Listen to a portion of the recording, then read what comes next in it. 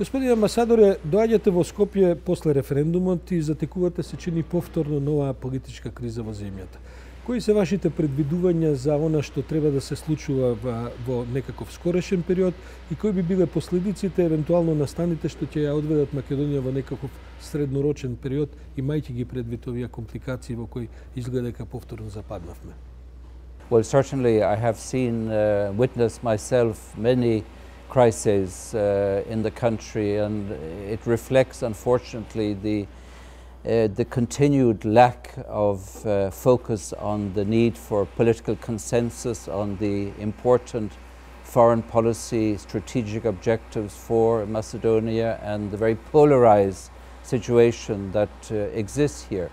But today I would say that this is a make or break situation for Macedonia, because if the agreement, however imperfect it is, and certainly there are many imperfections in this agreement, but nevertheless, if this doesn't go through, I think the future of the country is very much in jeopardy. And this will have not only political consequences, but also long-term economic consequences. And it is vital that there be an effort to try to move forward on the basis of this agreement, however flawed it is.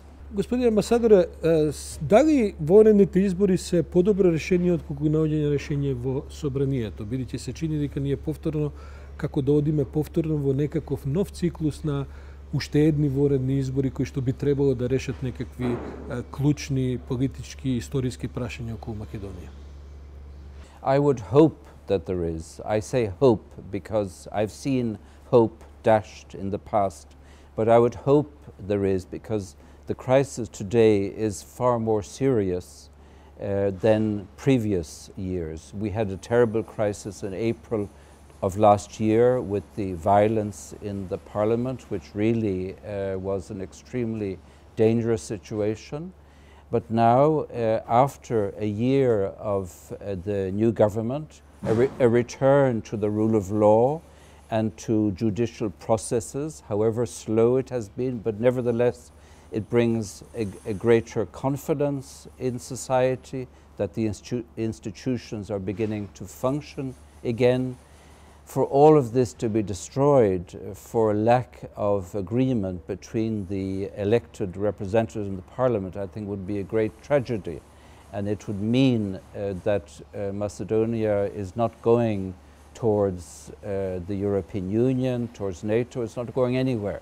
And I think this will have a major impact for the country. So there is a responsibility on both sides, on the part of opposition members of parliament, but also on the part of the government, to understand the concerns, obviously, that still exist in society, as we saw with the very low turnout in the referendum. So the government needs also to make a greater effort to reach out to all the different actors and to build this effort of consensus across society. Вчера лидерот на опозицијата излезе со неколку услови за кои што ги нуди кон власта за евентуално излегување и одење на военни избори.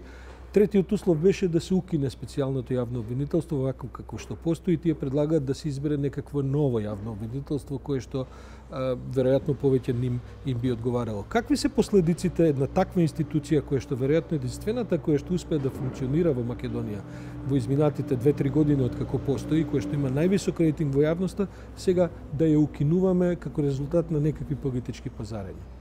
I think it's another reflection of the fact that the opposition party has not reformed itself at all, and that it does not seem to pay sufficient attention to the rule of law, and that if people have violated the laws of this country, they must be punished. They must be brought before the courts. They must face prison if they are convicted, and whether they are ordinary members of society or if there are former prime ministers.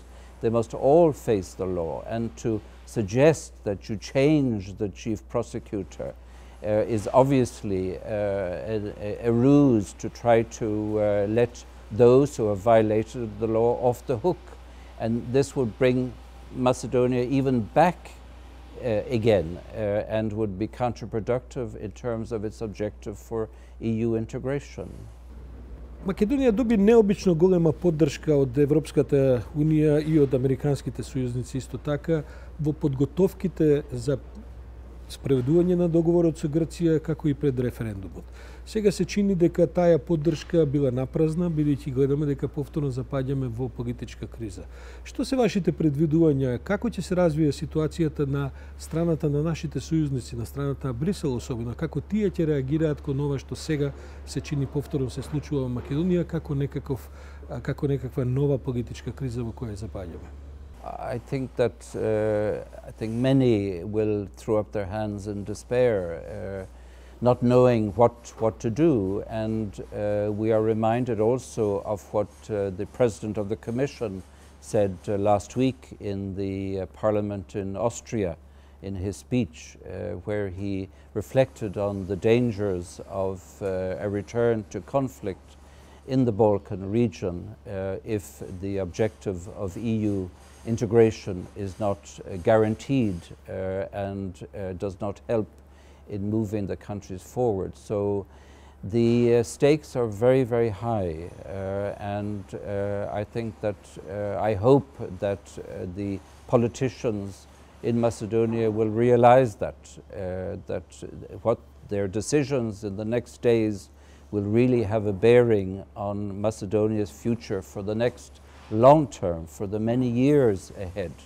And the citizens are the ones who will suffer if those decisions are the wrong ones. So early elections, that's probably less good solution than finding a solution in the parliament. Early elections, I mean, this country has had early elections so many times. It has wasted so much energy, so much money, and the country needs to keep going on the reforms which will make a difference for Macedonia, for the citizens of Macedonia, to stop the exodus of people giving up hope. So I think the solution is to try to ensure that there will be sufficient consensus in the parliament to enable the process to move forward, and also to move on the other aspects which people feel have not been covered by the agreement, issues, all of those issues which still have to be dealt with. But if there is no stable government to deal with them, then where is the country going? Thank you very much, sir. Thank you.